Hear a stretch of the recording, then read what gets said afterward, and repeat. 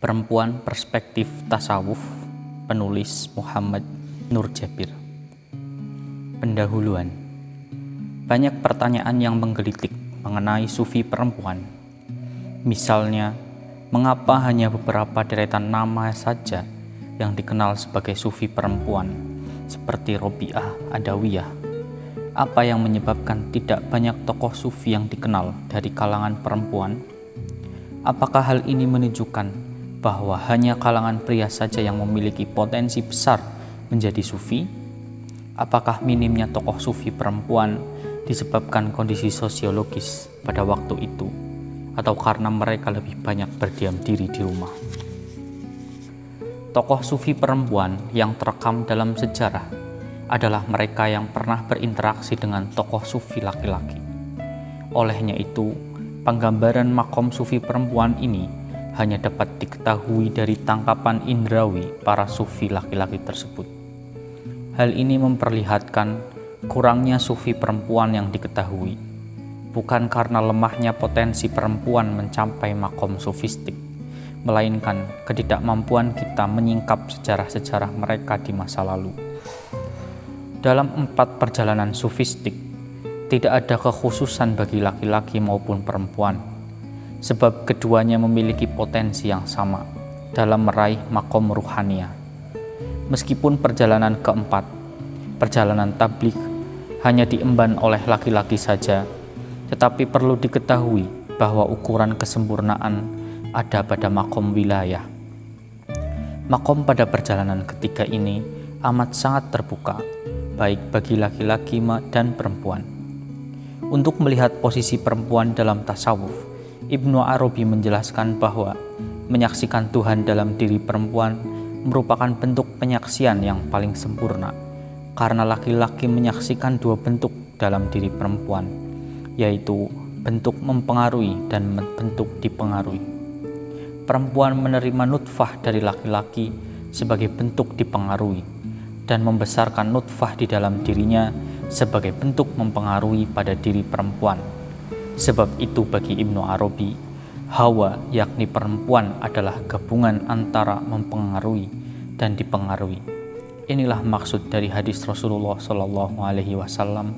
Ada 3 hal yang aku cintai dari dunia kalian: perempuan, parfum, dan sholat. Maulana Rumi dalam Masnawi mengatakan, dia Rasulullah SAW yang seluruh umat takluk pada perkataannya. Ketika sampai pada istrinya, beliau berkata, "Bicaralah padaku." Bait 2428, buku 1. Meskipun dirimu secara lahiriah mendominasi wanita, namun secara batin wanita mendominasimu. Maulana Rumi ingin menjelaskan bahwa dominasi laki-laki atas perempuan hanya pada aspek luarnya saja, tetapi secara esensi perempuan sesungguhnya mendominasi laki-laki, sebab aspek rasa yang ada pada perempuan mampu mendominasi akal yang ada pada laki-laki. Namun, laki-laki jahil dan pemarah lebih kuat mendominasi perempuan. Maulana Rumi dalam kesempatan lain menyimbolkan laki-laki dengan air dan perempuan dengan api. Dari penyimbolan ini, air mampu memadamkan api. Namun apabila ada perantara keduanya, maka api akan membuat air mendidih dan mengubahnya menjadi uap. Sebab itu, pada hakikatnya perempuan lebih mampu mendominasi laki-laki dengan menguasai jiwa dan hati. Ibnu Arabi maupun Maulana Rumi menempatkan perempuan lebih mulia dari laki-laki, bahkan menarik ke atas hingga menjadi bentuk dari keindahan ilahi. Kedua arif tersebut memandang cinta sebagai pancaran emanasi ilahi. Manusia tidak bisa menyaksikan hakikat absolut eksistensi ilahi. Dia hanya bisa disaksikan dalam manifestasi-manifestasinya. Dan perempuan menjadi salah satu manifestasi keindahan dan kelembutan ilahi. Bisa dikatakan bahwa cinta kepada perempuan adalah cinta kepada ilahi, karena hanya perempuan yang mampu menunjukkan 2 bentuk tersebut. Meskipun Ibnu Arabi meyakini derajat penciptaan perempuan berada di bawah laki-laki, tetapi derajat ini tidak mempengaruhi kesempurnaan yang ada di dalam diri perempuan. Oleh karena relasi Hawa atas Adam dalam persoalan penciptaan seperti relasi Adam atas tanah. Aspek tanah pada Adam tidak akan menghalangi kesempurnaan Adam. Dalam membuktikan persoalan ini, Ibnu Arabi mengangkat kisah Hajar ibu Nabi Ismail alaihissalam. Setelah Allah Subhanahu wa Ta'ala menyaksikan usaha Hajar berlari-lari kecil antara Safa dan Marwah, Allah Subhanahu wa Ta'ala menganggap hal tersebut sebagai bentuk kesempurnaan dan menjadikannya sebagai bagian dari syariat manasik haji. Berdasarkan hal ini, kesempurnaan perempuan mampu menjadi sebuah hukum dalam syariat. Perempuan sering digunakan dalam ranah sufistik untuk menggambarkan kesempurnaan dan sifat-sifat ilahi, termasuk simbol-simbol yang melekat pada perempuan seperti rambut, tai lalat, mulut, dan sebagainya. Misalnya dalam sastra sufi, ketika ingin menggambarkan aspek jamaliyah dan jalaliyah ilahi, biasanya menggunakan simbol rambut hitam yang terurai panjang. Saat perempuan mengurai rambut panjangnya yang menutupi seluruh wajahnya, disebut sebagai simbol jalaliyah ilahi. Sedangkan saat mengangkat rambut hingga wajahnya tersingkap, menjadi simbol jamaliyah ilahi. Jadi perlu diperjelas bahwa kata perempuan dalam ilmu irfan terkadang tidak bermakna perempuan sebagaimana perempuan, sebab bisa saja mengandung makna simbolik sesuai keinginan sang sufi dalam menjelaskan hakikat ilahi. Oleh karena itu, buku ini akan memudahkan kita memahami makna ucapan sufi mengenai sifat jamal ilahi melalui simbol keindahan perempuan. Perempuan dalam manifestasi jamal dan jalal. Nama-nama Tuhan atau Asma al-Husna dalam ranah tasawuf menjadi salah satu bagian penting dalam menjelaskan relasi antara zat Tuhan dan alam semesta. Para sufi meyakini bahwa segala realitas di alam ini merupakan manifestasi dari nama-nama ilahi yang juga sekaligus menjadi manifestasi dari zat ilahi. Sufi juga meyakini dalam setiap wujud yang kita saksikan di alam ini adalah manifestasi dari salah satu nama-nama ilahi. Keragaman yang kita saksikan berasal dari nama-nama Tuhan. Adapun nama-nama Tuhan yang kita kenal umumnya tidak hanya terdiri 99 nama saja. Namun, jika kita meyakini zat Tuhan tidak terbatas, maka nama-nama Tuhan pun niscaya tidak terbatas. Membatasi nama Tuhan sama saja membatasi zat Tuhan. Oleh sebab itu, karena zat Tuhan tak terbatas, maka nama-namanya pun tak terbatas. Jalan terbaik dalam memahami nama-nama Tuhan ialah melalui Tuhan itu sendiri. Sebab kita tidak akan bisa memahami hakikat ilahi tanpa Tuhan memperkenalkan dirinya sendiri kepada kita. Manusia tidak akan memahami hakikat dan menjangkau pengetahuan Tuhan. Oleh karena itu, dalam pandangan dunia tasawuf, seseorang tidak dibenarkan menyifatkan Tuhan melalui anggapan dan persangkaannya sendiri. Tak seorang pun berhak menyifatkan Tuhan dengan sifat yang ia buat sendiri, karena kita tidak tahu hakikat zat Allah Subhanahu wa Ta'ala. Dengan demikian, hakikat sifat-sifatnya pun tak mungkin dipahami. Berdasarkan hal tersebut, yang paling mengetahui nama-nama Tuhan adalah Tuhan sendiri. Maka Tuhan sendirilah yang bisa memperkenalkan dirinya kepada kita. Inilah salah satu makna dari hadis qudsi, "Aku adalah perbendaharaan tersembunyi. Aku cinta untuk dikenal, maka aku mencipta agar aku dikenal." Dari sini dapat dipahami bagaimana keragaman muncul dari ketunggalan dan bagaimana ciptaan Tuhan yang beraneka ragam muncul dari hakikat zat yang tunggal. Alam dunia penuh dengan ciptaan Tuhan yang tak terbilang jumlahnya, belum lagi dengan alam lainnya. Keragaman ciptaan tersebut berasal dari nama-nama Tuhan yang tak terbatas dan tak terbilang. Nama-nama Tuhanlah yang termanifestasi di alam ini. Setiap entitas di alam berasal dari nama-nama ilahi. Misalnya dalam diri kita ada nama Ar-Rahman dan Ar-Rahim, yang Maha Pengasih dan Maha Penyayang. Dalam keseharian kita, kedua nama tersebut lebih banyak termanifestasi pada diri seorang ibu. Sifat dominan dalam seorang ibu adalah pengasih dan penyayang kepada keluarga, khususnya kepada anak. Demikian halnya dengan sifat-sifat keindahan lainnya yang hadir dalam diri kita, tentunya merupakan manifestasi dari sifat-sifat ilahi. Dalam ajaran tasawuf, diyakini bahwa manifestasi ilahi juga dipahami sebagai bentuk hubungan langsung atau sirat al-mustaqim antara seorang hamba dengan Tuhan. Manifestasikan dirinya melalui nama-namanya. Dengan kata lain, siratul mustaqim kita kepada Allah ialah melalui namanya, bukan zat Tuhan secara langsung. Oleh karena zat Tuhan tak terbatas, jadi tidak mungkin zat Tuhan memanifestasikan dirinya kepada ciptaannya yang terbatas. Allah Subhanahu wa Ta'ala melalui nama-namanya hadir dalam diri kita sebagai perwujudan siratal mustaqim seorang hamba kepada Allah Subhanahu wa Ta'ala. Inilah yang dimaksud setiap hamba akan melalui tangga nama-namanya menuju Sang Khalik, sehingga Tuhan menghadirkan dirinya di dalam diri kita. Kehadiran nama itulah yang membuat seorang hamba tiba-tiba menangis saat sholat malam, tiba-tiba ingin mengaji dan merasakan kekhusyuan dan ketenangan di dalam diri.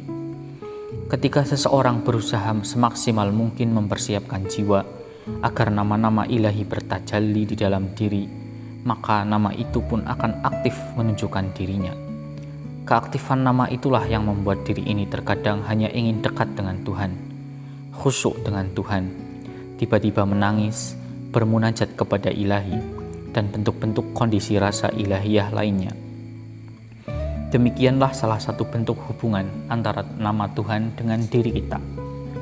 Para sufi meyakini terdapat sesuatu di dalam diri manusia yang berfungsi sebagai wadah menerima kehadiran ilahi.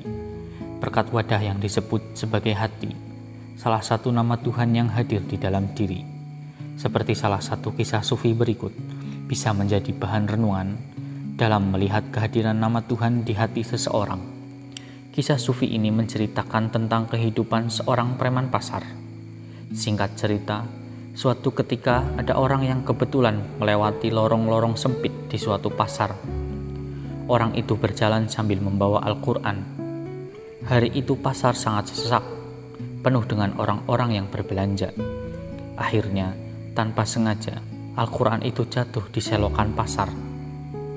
Kejadian tersebut disaksikan si preman pasar yang sedang melihat kejadian itu. Si preman itu turun ke selokan tanpa memperhatikan bau busuk yang menyengat dirinya. Segera Al-Quran itu diambil, lalu naik lagi ke atas, kemudian mencari air untuk membersihkannya. Ketika asyik membersihkan Al-Quran, seorang sufi yang kebetulan lewat dan melihat peristiwa itu mendatangi si preman. Kemudian sufi itu berkata padanya, "Nanti datang ke rumahku." Hari itu juga, si preman mengunjungi rumah sang sufi.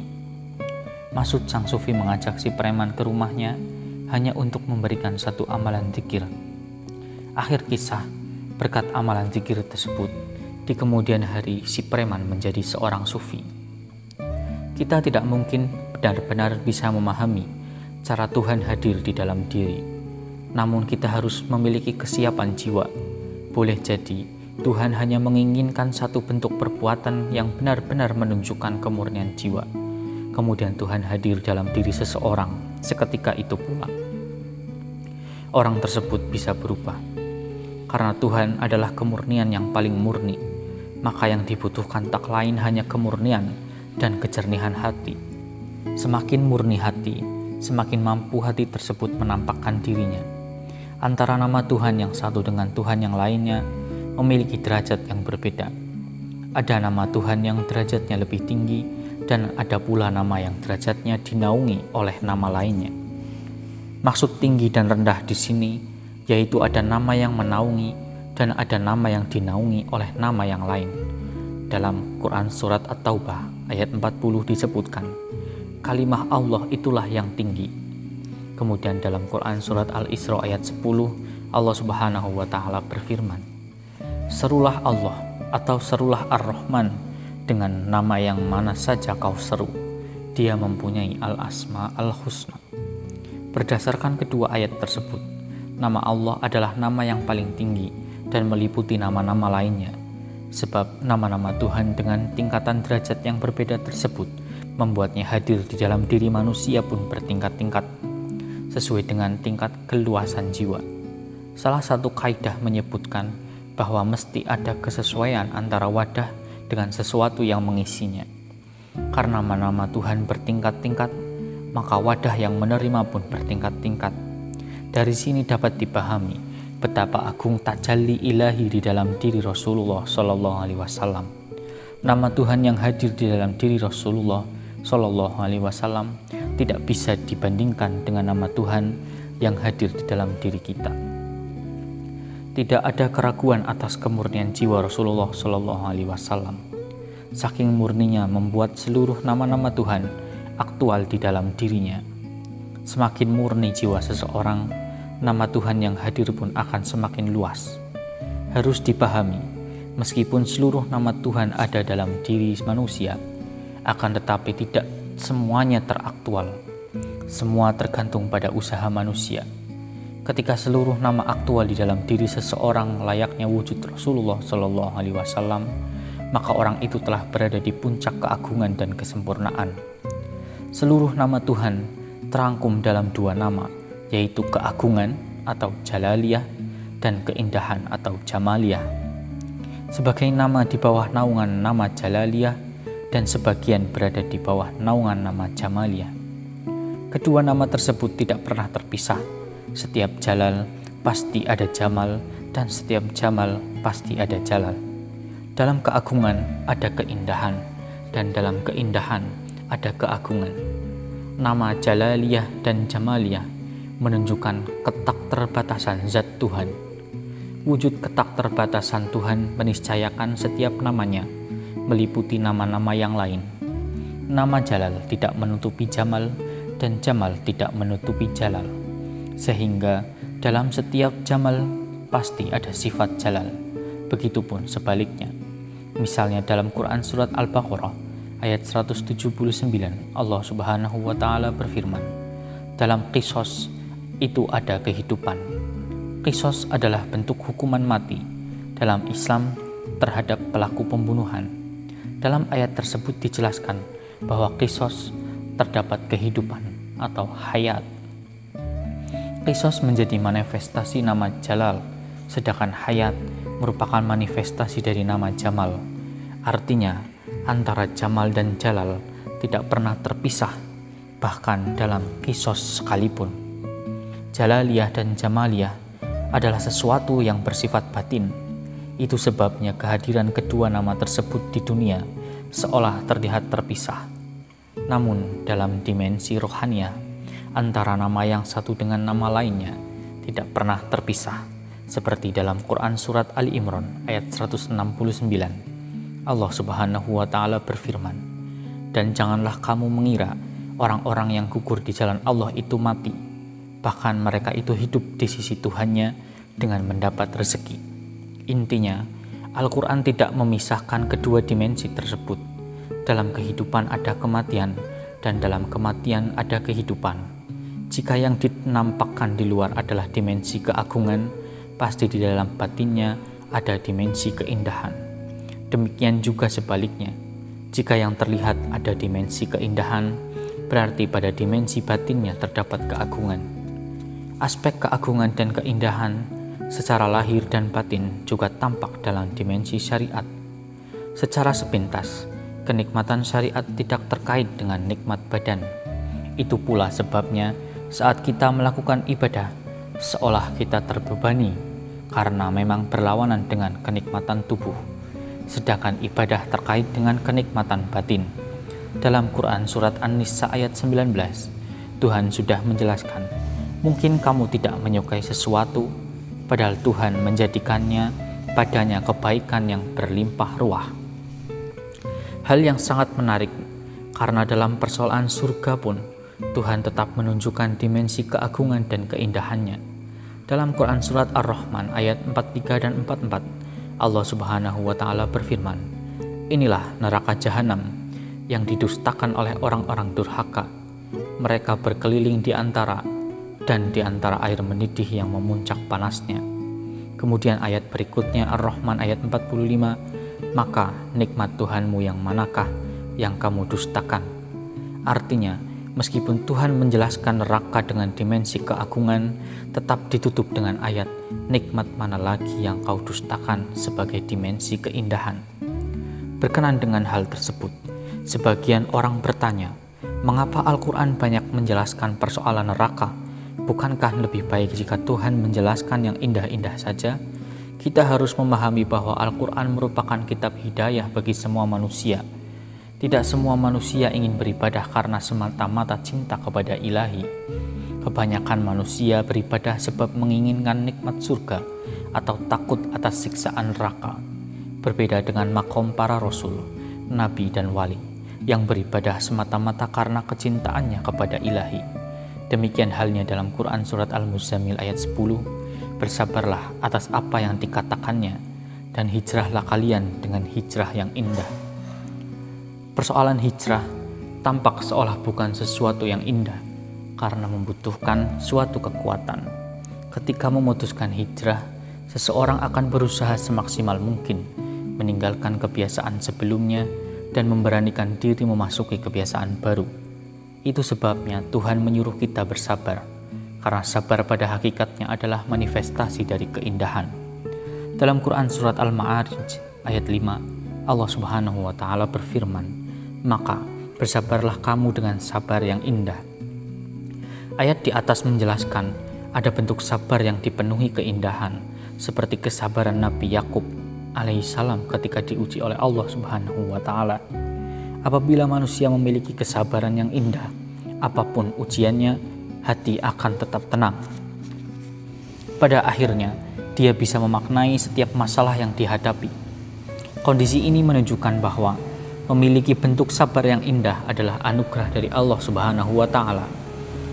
Jika mengamati beberapa ayat sebelumnya dari aspek jalaliyah dan jamaliyah atau keagungan dan keindahan, tidak terlihat adanya perbedaan terhadap sesuatu, namun perbedaan yang ada berasal dari tingkatan nama-nama Tuhan. Tetapi jika dilihat dari dimensi penciptaan sebenarnya, tidak ada perbedaan dalam penciptaan keindahan, tersembunyi pada keagungannya, dan keagungannya tersembunyi pada keindahannya, baik itu dari aspek materi maupun aspek rohani. Dalam Quran surat Az-Zumar 62, Allah Subhanahu wa Ta'ala berfirman, Allah menciptakan segala sesuatu dan dialah pemelihara segala sesuatu. Dalam ajaran sufistik, penciptaan terkait asma Allah Subhanahu wa Ta'ala yaitu penciptaan sebagai tajalli atau manifestasi. Tidak heran jika dalam ranah sufistik kita bisa melihat hubungan yang baik antara Tuhan dengan ciptaannya yang digambarkan melalui makom tajalli atau manifestasi. Umumnya di benak kita, setelah diciptakan tidak ada lagi urusan lain, seolah-olah urusan Tuhan hanya sekedar menciptakan dan setelahnya tidak ada lagi. Akan tetapi amat berbeda jika penciptaan dimaknai sebagai tajalli yang terkait dengan kehadiran Tuhan. Tetapi dia menuntun dan mendidiknya. Tentu kembali kepada diri seseorang, apakah dapat menerima dan mendengarkan perintah ilahi atau tidak. Dalam Quran surat As-Sajdah ayat 7, Allah Subhanahu wa Ta'ala berfirman, Dia menciptakan segala sesuatu dengan sebaik-baik penciptaan. Dalam ayat tersebut, Tuhan menjelaskan dua hal. Pertama, Tuhan menciptakan segala sesuatu. Kedua, Tuhan menciptakan sesuatu dengan sebaik-baiknya penciptaan. Bisa disimpulkan bahwa Tuhan tidak mungkin menciptakan sesuatu dengan sia-sia, apalagi jika dipahami bahwa sesuatu itu merupakan manifestasi dari nama-nama Tuhan. Namun harus dipahami bahwa ciptaan memiliki derajat berbeda-beda, karena nama-nama Tuhan pun bertingkat-tingkat. Keberadaan malaikat pun demikian. Ada malaikat yang hadir di bumi dan mengurusi tanaman, ada pula malaikat muqarrabin, Jibril alaihissalam. Keberadaan malaikat bertingkat-tingkat, ada yang di langit dan di bumi, sebagai bentuk manifestasi dari nama-nama ilahi. Artinya, baik dari aspek materi maupun rohani, Semuanya indah. Meskipun dalam penampilannya terkadang dimensi jalaliyah lebih domain, sedangkan jamaliyahnya tersembunyi atau sebaliknya. Berdasarkan uraian sebelumnya dapat dipahami bahwa laki-laki dan perempuan terkait dengan nama Tuhan, jalal dan jamal atau keagungan dan keindahan. Dalam diri perempuan, lebih dominan dimensi jamaliyah daripada dimensi jalaliyah, sementara laki-laki lebih dominan dimensi jalaliyah dibanding jamaliyah. Aspek dominasi ini berpengaruh dalam menjalani proses keseharian. Dalam satu ungkapan hikmah dari Ali bin Abi Thalib karamallahu wajhah menjelaskan tentang posisi dimensi keagungan dan keindahan dalam diri laki-laki dan perempuan. Akal wanita ada pada keindahan dan keindahan laki-laki pada akalnya. Ungkapan hikmah tersebut menjelaskan ada aspek dominan yang hadir dalam diri laki-laki maupun perempuan. Aspek yang lebih dominan pada laki-laki adalah akalnya, sedangkan keindahannya tersembunyi. Sementara pada perempuan yang lebih dominan adalah keindahannya, sedangkan akalnya tersembunyi. Namun, persoalan ini sama sekali tidak untuk menjelaskan bahwa akal laki-laki lebih banyak, sedangkan pada perempuan terdapat lebih banyak keindahan. Ungkapan hikmah tersebut sebenarnya ingin menjelaskan bahwa dalam diri seorang perempuan terdapat dimensi keindahan yang lebih dominan. Tidak heran jika tugas yang diembannya lebih berkaitan erat dengan dimensi keindahan. Misalnya dalam menahan penderitaan dan kesabaran, umumnya lebih bisa ditangani seorang perempuan karena kesabaran dan menahan penderitaan adalah gambaran dimensi jamaliyah. Dan itu pula sebabnya tugas melahirkan dan pengasuhan ditangani oleh perempuan karena lebih dominan dimensi jamaliyah dalam diri. Adapun tugas yang diemban laki-laki terkait dimensi jalaliyah yang lebih domain hadir di dalam dirinya, seperti mencari nafkah dan melindungi keluarga. Dimensi jalaliyah dalam ungkapan hikmah tersebut disimbolkan dengan akal, namun hal tersebut tidak berarti bahwa akal perempuan lebih sedikit daripada laki-laki. Demikian halnya dimensi keindahan pada hakikatnya adalah hati, tetapi bukan berarti bahwa perempuan lebih memiliki hati daripada laki-laki.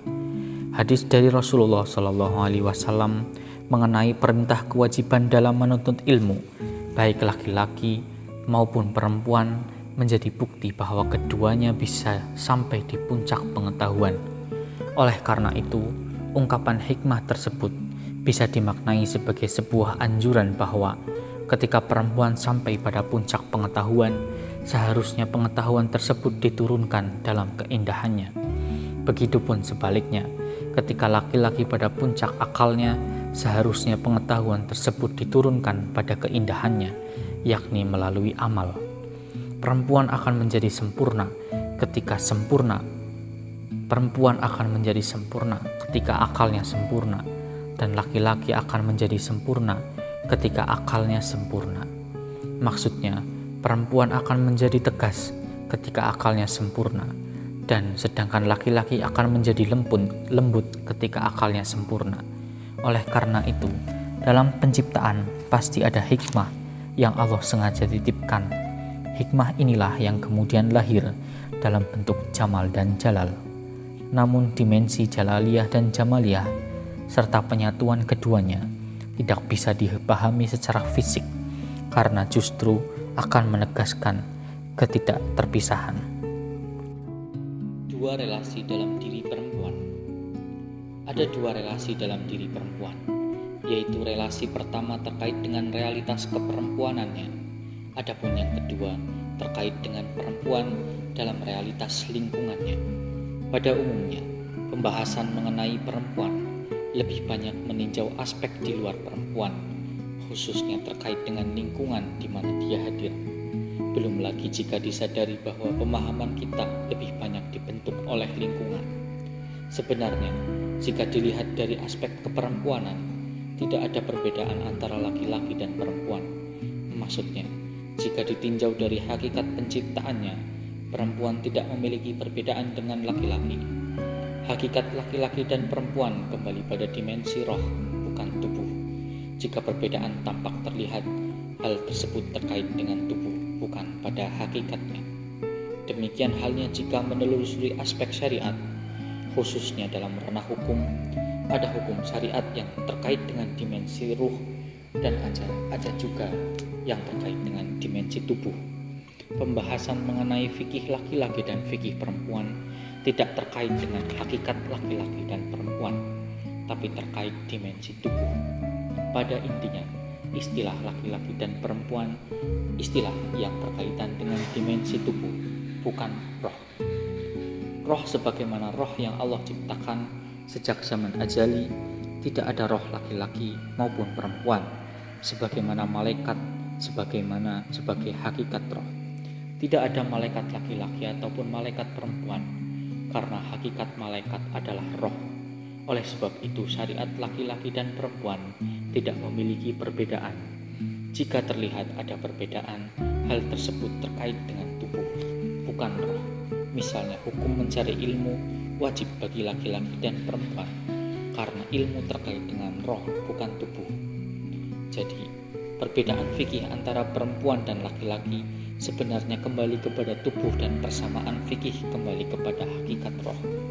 Apabila ada fikih yang sama untuk laki-laki dan perempuan karena terkait dengan hakikat roh, jika ada fikih yang berbeda, artinya hal tersebut terkait dengan tubuh.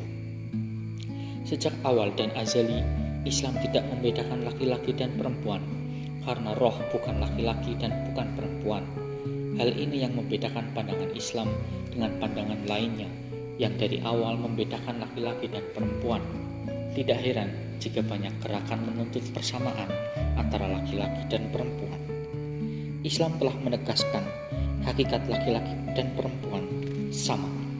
Segala perbedaan yang ada kembali ke dimensi tubuh, sehingga ada yang bertubuh sebagai laki-laki dan lainnya bertubuh perempuan. Salah satu keagungan yang Allah berikan kepada perempuan adalah rahim. Kata rahim adalah salah satu nama ilahi yang bermakna penyayang. Aspek ini lebih dominan dalam diri perempuan, sehingga Tuhan mengamanahkan bentuk rahim dalam dirinya. Dalam Quran Surat Al-Ahqaf ayat 15 menjelaskan, seorang ibu hamil selama 9 bulan mampu menahan derita. Kemampuan ini berasal dari keberadaan tajalli, nama rahim dalam diri seorang ibu. Itu pula sebabnya dimensi jamaliyah yang terhadap dalam diri perempuan. Kata rahim juga sering digunakan dalam tradisi umat Islam pada kata silaturahim, yang artinya memanjangkan kasih sayang Tuhan. Saling mengunjungi antar sesama adalah rangkaian dalam memanjangkan kasih sayang ilahi. Jika kita berhubungan rahim dalam diri perempuan dengan silaturahim atau memanjangkan kasih sayang Tuhan, dapat bermakna anak yang lahir dari rahim seorang ibu merupakan bagian dari memanjangkan kasih sayang ilahi. Dari beberapa uraian sebelumnya, dapat dipahami jika Tuhan tidak membedakan laki-laki dan perempuan dari dimensi roh. Di awal penciptaan roh, tidak ada laki-laki dan perempuan. Tuhan menjelaskan hal ini dalam Quran Surat An-Nisa ayat 1. Hai sekalian manusia, bertakwalah kepada Tuhanmu yang menciptakan kamu dari jiwa yang satu.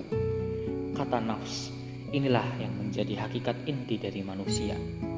Oleh karena itu, badan sebenarnya bukan bagian dari esensi manusia. Ayat tersebut menjelaskan semua manusia berasal dari hakikat yang satu, sehingga dalam penciptaan tidak ada perbedaan antara laki-laki dan perempuan. Jika ada hadis yang menyebutkan perempuan tercipta dari tulang rusuk laki-laki, mesti diyakini hadis tersebut tidak terkait dengan esensi perempuan. Jika ada orang yang menolak dan mengingkari hadis tersebut, tidak akan jadi masalah, sebab ada ayat yang menjelaskan penciptaan berasal dari jiwa yang satu. Penciptaan Hawa sama dengan penciptaan Adam, keduanya berasal dari jiwa yang satu. Itu sebabnya pertemuan Adam dan Hawa adalah pertemuan dalam ketentraman hati dan ketenangan jiwa.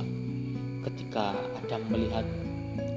Adam pertama kali melihat Hawa, Adam bertanya kepada Allah Subhanahu wa Ta'ala, "Wahai Tuhanku, siapakah dia?" Saat melihat wajahnya, hatiku menjadi tenang dan tentram. Tuhan menjawab, dia adalah Hawa. Kemudian Adam kembali bertanya, wahai Tuhanku, bisakah aku mendekatinya? Tuhan menjawab, bisa, tapi engkau harus memberikan mahar. Adam kembali bertanya, apakah maharnya wahai Tuhanku? Tuhan berkata, engkau ajarkan tauhid kepadanya. Oleh sebab itu dalam tradisi perkawinan kenabian, mahar yang paling tinggi adalah mengajarkan tauhid. Al-Quran mengabadikan kisah pertemuan tersebut dengan istilah mawaddah. Kisah Nabi Adam dan Hawa menjadi salah satu bangunan filosofi pernikahan. Seharusnya pertemuan antara laki-laki dan perempuan berdasarkan ketenangan dan ketentraman hati, bukan karena hawa nafsu. Peran perempuan dalam keluarga sangat vital dan sentral. Dalam menjalankan peran tersebut, perempuan membutuhkan kesabaran yang indah. Tuhan menganugerahkan dimensi jamaliyah ke dalam dirinya, agar kepedulian, ketabahan, dan kesabaran senantiasa hadir dalam keluarga, khususnya ketika memelihara dan mendidik anak. Oleh sebab itu, karena dimensi keindahan dalam perempuan lebih dominan daripada laki-laki, seharusnya yang memberikan keindahan dalam rumah tangga adalah seorang ibu. Jika dimensi tersebut teraktual dengan baik, keluarga akan menjadi lebih tenang dan tentram. Pendidikan atau tarbiyah dalam rumah tangga, terkhusus kepada anak-anak, lebih layak diemban oleh ibu. Anak-anak lebih membutuhkan sentuhan keindahan dan kasih sayang dari ibu. Seorang anak akan lebih mudah memahami nasihat dan pesan-pesan moral jika disampaikan dalam bentuk perilaku dan tutur kata yang baik. Melalui sentuhan kasih sayang, anak-anak akan merasakan ketentraman di dalam hatinya, membekas di dalam jiwa, dan ketenangan tersebut akan dibawa hingga dewasa kelak. Ketika seorang anak dibekali kasih sayang oleh orang tuanya, anak tersebut tidak akan mencari kasih sayang di luar rumah. Dan bukan hanya itu, seorang anak akan kembali ke keluarga ketika menemukan masalah di luar. Dalam Al-Quran, terkadang Tuhan memanggil dengan sebutan Bani Adam atau anak-anak Adam bagi seluruh manusia, tanpa ada pengecualian antara yang satu dengan yang lain, atau antara laki-laki dan perempuan. Dalam Quran Surat Al-A'raf 172, ketika Tuhan mengambil satu bentuk perjanjian dari anak-anak Adam, Tuhan berkata kepada seluruh manusia, bukankah aku Tuhanmu? Kemudian semua menjawab, betul, engkau Tuhan kami. Dari ayat tersebut dapat dipahami bahwa Tuhan tidak membeda-bedakan manusia.